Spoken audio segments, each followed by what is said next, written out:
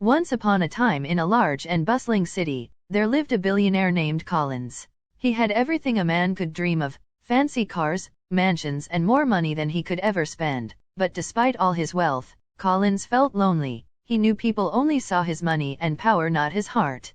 Collins had been in many relationships, but none of the women truly loved him. They were all drawn to his wealth, not to the man he was inside. The more this happened, the emptier Collins felt. He wanted someone who would love him for who he really was, not because he could buy them expensive things. One day, Collins came up with an idea. He would leave behind his luxurious life and go undercover. He decided to pretend to be a crippled beggar. He thought that if he could meet someone who would care for him while he appeared poor and helpless, that person might truly love him.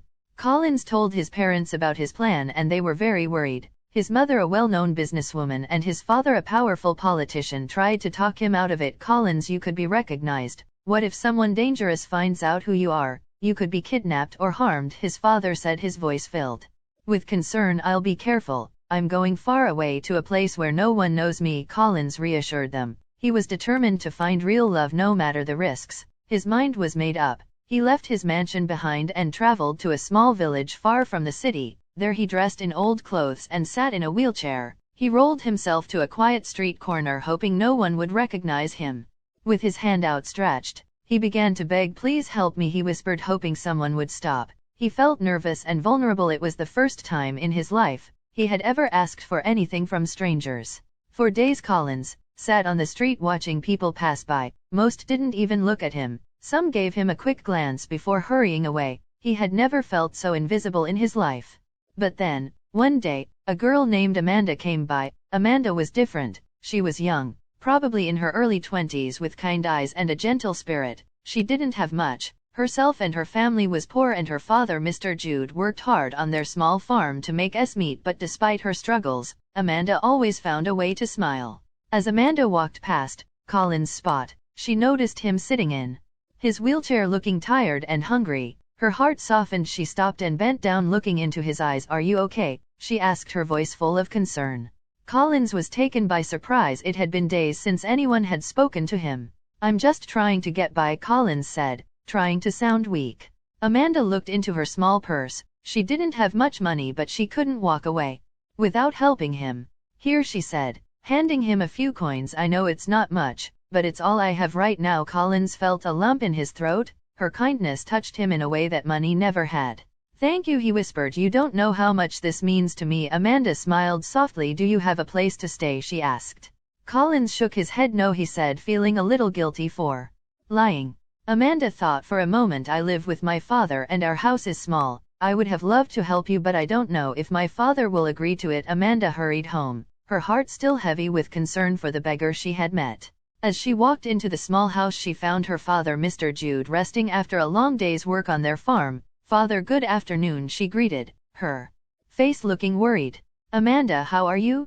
You look worried. Is anything the problem? Mr. Jude asked. I met someone in the village today, Amanda began, her voice hesitant. A man, a beggar sitting on the street in a wheelchair. He looked so tired and hungry. Mr. Jude's eyes softened as he listened. What did you do, Amanda? He asked. I gave him some of the little money I had left, but he told me he has no place to stay, Amanda explained. I wanted to help him, but I didn't know if it was the right thing to do. Should I have done more?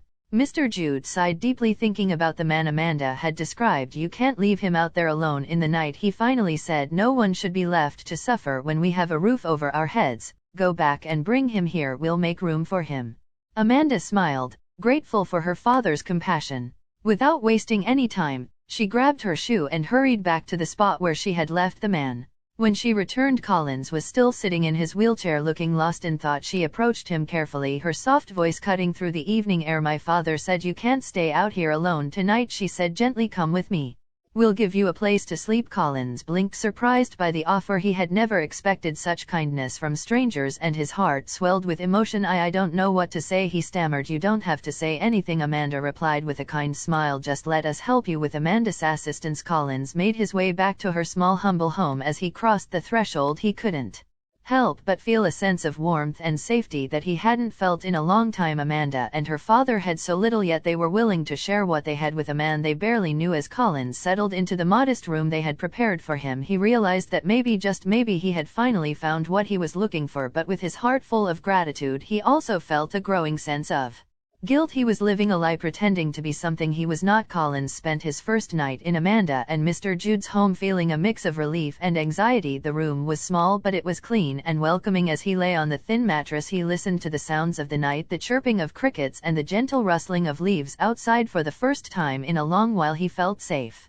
Amanda brought him a bowl of warm soup and Collins savored each sip. She sat on the edge of the bed, her eyes filled with kindness. "You can stay as long as you need," she said. "We want to help you." "Thank you," Collins replied, his voice barely above a whisper. "You don't know how much this means to me." Over the next few days, Amanda and Mr. Jude took care of Collins. They helped him with his daily needs and even made a small garden for him to sit in. Collins enjoyed spending time with Amanda. She was funny and smart, and he found himself laughing more than he had in years. One evening as they sat together in the garden, Amanda looked at him with concern. "You seem sad sometimes," she said. "Is there something on your mind?" Collins wanted to share everything with her, but he held back. I'm grateful to be here," he replied, forcing a smile. "I've been through a lot." Amanda nodded, but Collins could see she wanted to know more. He felt a pang of guilt. How could he enjoy this happiness while hiding who he really was? Meanwhile, back in the city, Collins's parents were growing increasingly worried. They hadn't heard from him since he left, and it was unlike him to go without his phone. Every night his mother sat by the window praying for her son's safety. Her heart ached with worry. Where could he be, she wondered aloud, her voice thick with emotion. "This is our only son. He should have told us where he was going." Collins's father tried to stay calm for his wife's sake, but he couldn't hide his concern. "I'm sure he's fine," he said, though he felt a knot in his stomach. "Heck, probably just taking a break from everything. You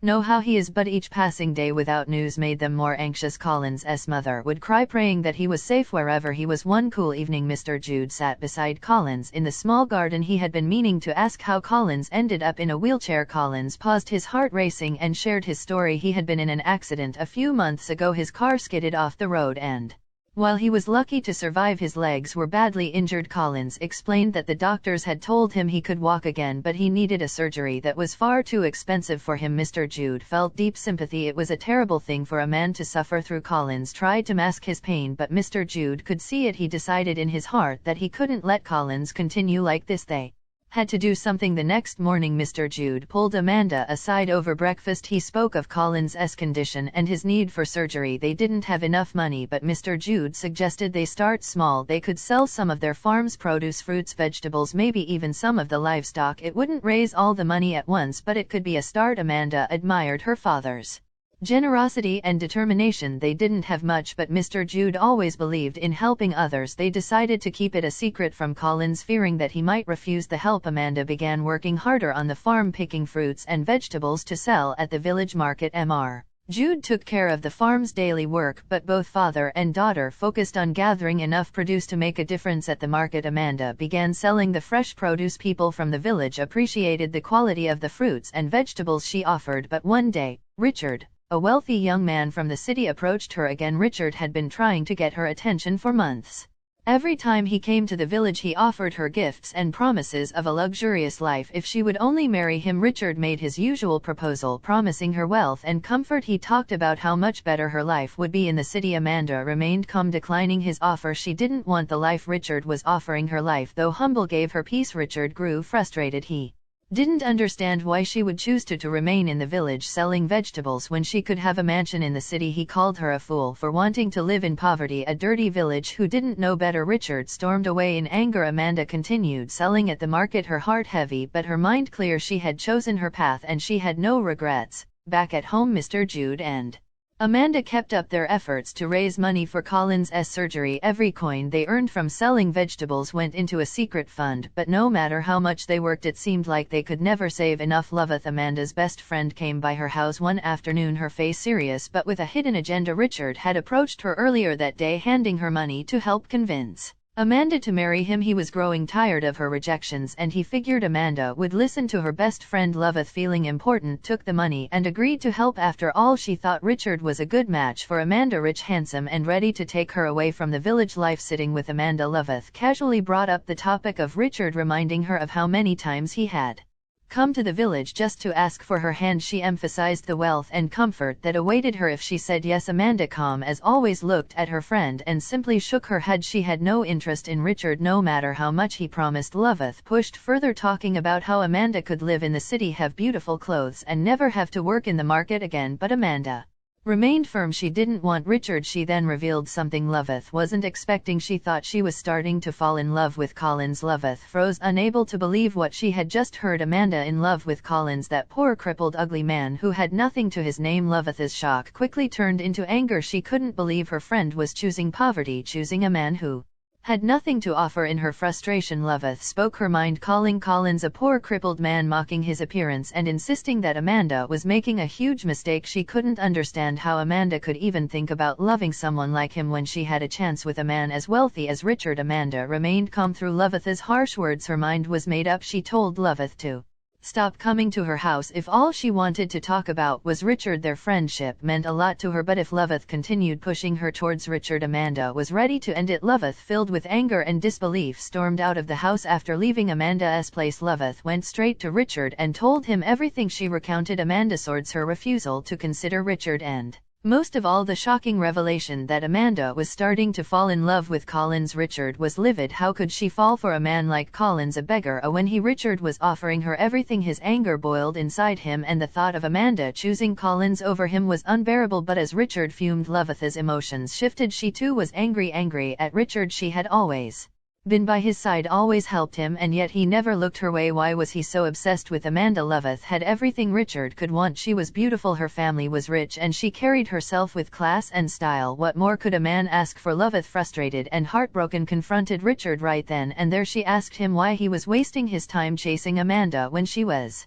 right in front of him. She reminded him of her beauty, her wealth, and her social status. She offered herself as the woman who could give him everything he wanted, but Richard didn't even flinch. His heart was set on Amanda. To him, Amanda was everything. Loveth wasn't humble, homely, well-mannered, and grounded. Richard valued the simplicity and quiet strength Amanda carried, things that Loveth lacked. Hearing Richard praise Amanda, Loveth's jealousy grew into hatred. She despised the way men, especially Richard, were always attracted to Amanda. No matter how hard she tried, she could ever draw the same attention, and now with Richard rejecting her for a poor girl like Amanda, her envy turned into something darker. From that moment on, Loveth carried a deep resentment for Amanda, a resentment that would only grow with time. As Loveth walked away from Richard, her mind was racing with thoughts of how to tear Amanda down. Richard's rejection had stung, but what hurt more was that Amanda, the girl who had nothing, seemed to have all the love and admiration that Loveth craved. As the day passed, Amanda and Mr. Jude worked tirelessly selling fruits and vegetables in the village market, but no matter how hard they tried, the money they raised was nowhere near enough for Collins' surgery. Mr. Jude knew he couldn't let this go on. Collins' condition weighed heavily on his heart, and he had grown to care deeply for the young man. He couldn't stand by and watch Collins' hope for recovery slip away, knowing that surgery was his only chance to walk again. One evening, after a long day at the farm, Mr. Jude made a decision. He had 2 pieces of land, the only valuable things he owned. His ancestors had passed them down to him, and they were his family's last connection to their heritage. But Mr. Jude was a man of great compassion, and Collins' suffering was too much for him to bear. That night he decided to sell one of the lands to raise enough money for Collins' surgery. The following day, Mr. Jude quietly sold the land. His heart ached, no knowing what he was giving up, but he couldn't let that stop him.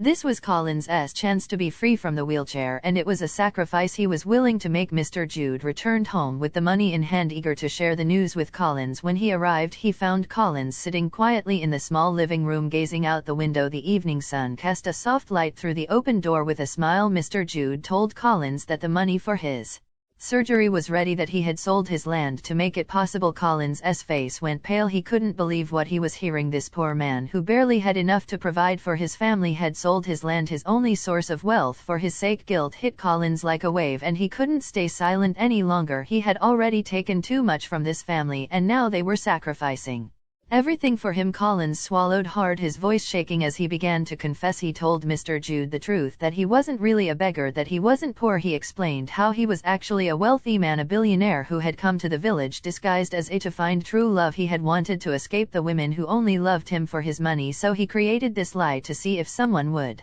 love him for who he truly was. Mr. Jude stood frozen, listening in disbelief as Collins revealed the full story. The air in the room felt heavy with the weight of Collins's words. After a long sill, Mr. Jude's face hardened. Without saying a word, he stormed out of the house, unable to process the betrayal. He walked to a quiet corner of the yard and sank to his knees. His heart broke as tears filled his eyes. This man whom he had trusted had been lying to them from the start. Mr. Jude had sold his land, his family's legacy, for a lie. He had believed in Collins's suffering, and now it felt like everything was crumbling around him. Amanda had been nearby and saw her father rush out of the house. She hurried inside to find Collins sitting there, his face filled with guilt. She demanded to know what had happened. Collins, already consumed by shame, confessed to her just as he had to her father. Amanda stood there speechless, at first her emotions swirling. When the truth finally hit her, anger surged through her body. She looked at Collins with a mixture of disbelief and rage. All this time she and her father had been working hard, sacrificing what little they had, all because they believed he was in desperate need. How could he have lied to them like this? How could he make them suffer knowing they were giving everything for him? Tears welled up in her eyes as her anger took over. Without holding back, Amanda unleashed her frustration, her voice filled with hurt. She told Collins how cruel his deception had been, how much pain he had caused them. Her father had sold their land, their last hope for a better future, all for someone who had never needed their help in the first place. Amanda's heart felt shattered. She had begun to care for Collins, had started to see a future with him, but now all she saw was betrayal. Collins tried to explain. He pleaded with her to understand his intentions, telling her that he had never meant to hurt them, but Amanda couldn't listen. The weight of what had happened was too much for her to bear. She turned her back on him, tears streaming down her face, and walked away to her room.